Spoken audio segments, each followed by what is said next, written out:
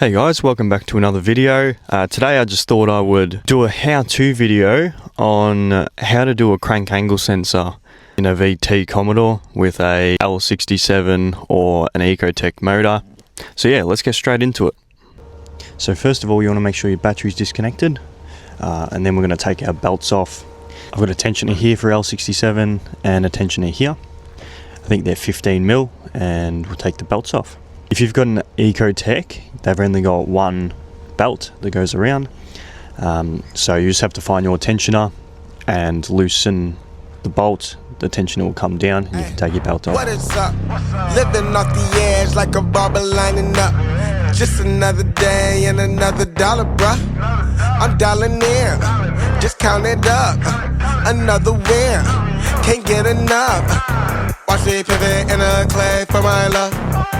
Pisces, I live in a lake and I love it. Golden, yeah. Okay, so to get any clearance down in there, you will need to take the fans out. If you've got a smaller rattle gun.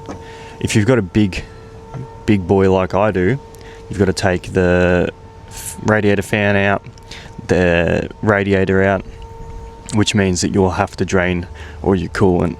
So I'm going to do that quickly and I'm going to get back to you.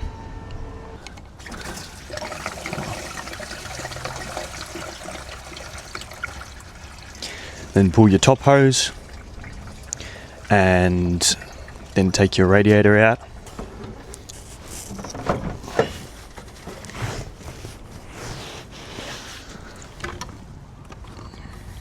Okay, next step, you'll need a 24mm socket. Chuck it on a impact or a ratchet. If not, you can put a breaker bar on.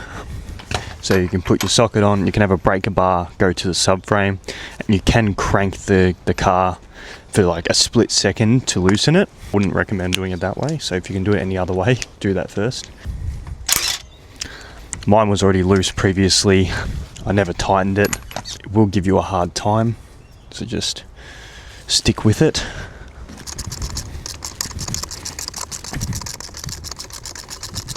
They recommend in the manual that you replace this bolt every time you take it out, but these bolts aren't cheap.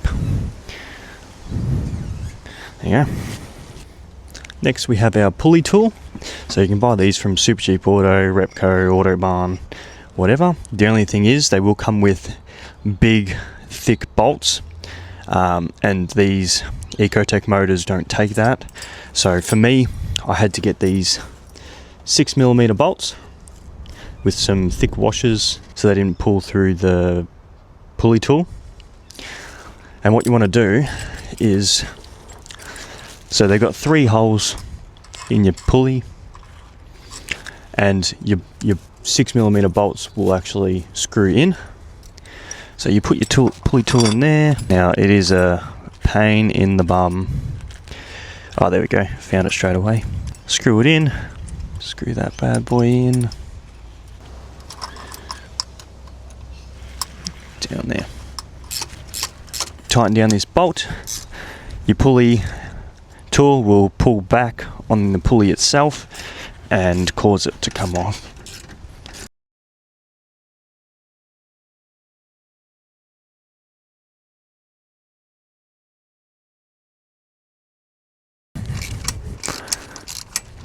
There we go. Alright, so down here, that is your crank angle sensor there. So you want to try unplug that first. So unplug that, and then what you do for this shroud is you pop it off like that. And then all you need to do, undo this, undo that, it'll come off, and we'll put our other one in. Sorry guys, I'm trying to do this as quick as possible. It's about to rain on me, and I don't necessarily want to get rained on. So you need to get a 13mm long socket, because the bolts that are in there are pretty hard to get to with a shallow socket. Take those 2 bolts off. There we go. So that just comes off. Our new crank angle sensor is from Mace Engineering. I get pretty much all my parts here. No, it's not sponsored. Mace, please sponsor me. I'm spending a lot of money at your shop. Okay, so on these, you've got a locating dowel just down here. So that's your locating dowel there. So, and then afterwards just bolt your bolts back in. Here we go.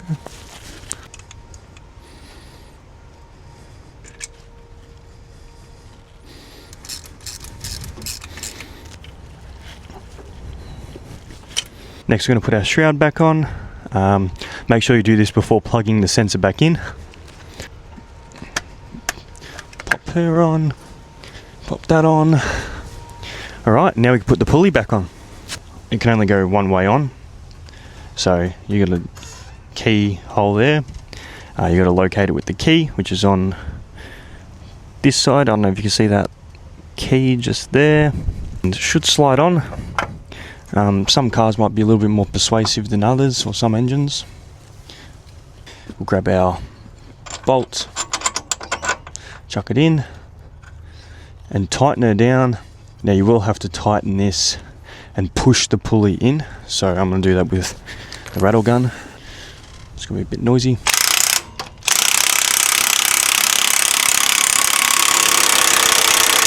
And there you have it. One crank angle sensor replaced. Sorry, I'm trying to make this video as quick and simple as possible. I don't know if you can see the clouds up there, it's about to rain. All you have to do now is put your radiator back in, put your belts back on, make sure you take a photo of your belts before you take them all off. Or you'll have to do a lot of running around on Google, how they route and this and that. Alright guys, so like and subscribe if you enjoyed the video. Thought I would do a quick video just to show you how to do a crank angle sensor since I was already doing one. I know I can probably help someone out there who's struggling a little bit or doesn't know what to do. Hopefully it was simple enough to follow along. Yeah.